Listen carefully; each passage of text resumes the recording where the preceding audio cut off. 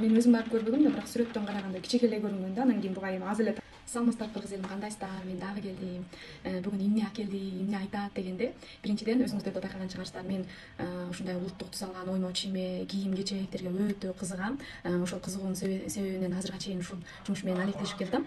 Бирок мен ары ойлоп берип менде эмне кийем деп жүргөм да. Ушул улуттук туз алгандан эмне кийим болду экен деп акыр өзүмдө кимиңден таптым. Бул эмне дегенде кыргыз улуттук кол өнөр, ошондой эле оймо чийме басылган идиш акем экен. Анан кийин мен издеп жүрүп бир байкени таап алдым. Ал киши ушундай Кыргызстанда өзүнөн жасайт экен. Жаңгактын жааш менен жасалган, эч кандай денеге залалсыз, эч кандай химиялык материал кошулбаган деп билип мен өзүмө заказ берген. Ал бул заказдарым да бүгүн келип үлгүрдү. Бирликте эмнелерди заказ берди.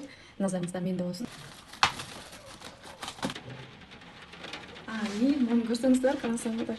Аябай сонун келип, мен мынчалык чоң келет деп ойлогом. Буну мен өзүм барып көрбөгөм да, бирок сүрөттөн караганда кичик эле көрүнгөн да. Анан кийин буга эми аз эле тамак батса керек деп ошентип ойлогом. Артында чоң заказ беремби деп, алдында кичине заказ берип турайын деген. Бирок муну карасаңыздар, менден эмен да чоң экен. Мынакей тереңдиги мончалык көрсөңүздөр.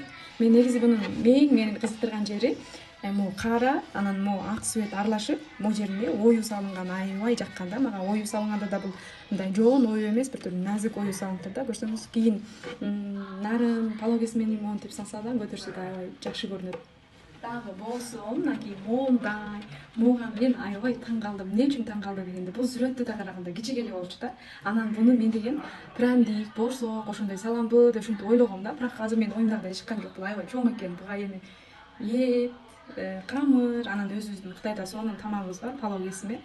Астына палау кесимени салып, үстүнө каз карталарды салсаңыз болотпу деп ойлоп калдым. Карасаңыздар, чоң аябагандай мынакей. Актаптыр, мунун дагы мына жерде оймосу бар. Бул да аябай сонун. Будан 3 заказ берген болду. Кичик 3 жерге коем деп ойлогом. 2 жерге койсо эле болчу да экен. Бирөөнүн арты калып калгандай болуп атат.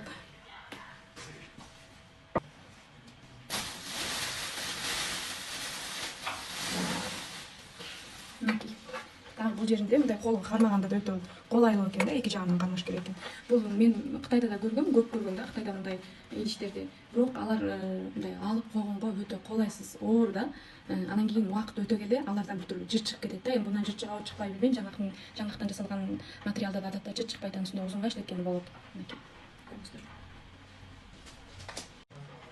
Мен сиздерге өзүмдүн заказымды негизинен баарын тааныштырып болдум. Эгер да сиздер да мен ушундай кыргыздардын кол өнөр буюмдарын жакшы көрсөңүздөр, сиздер да ушундай иштеткиңиздер келсе, мен асты жакка ошол жасайтын байкенин тиктогун калтырып коем. Ошол байке менен кабарлашып жасасаңыздар болот.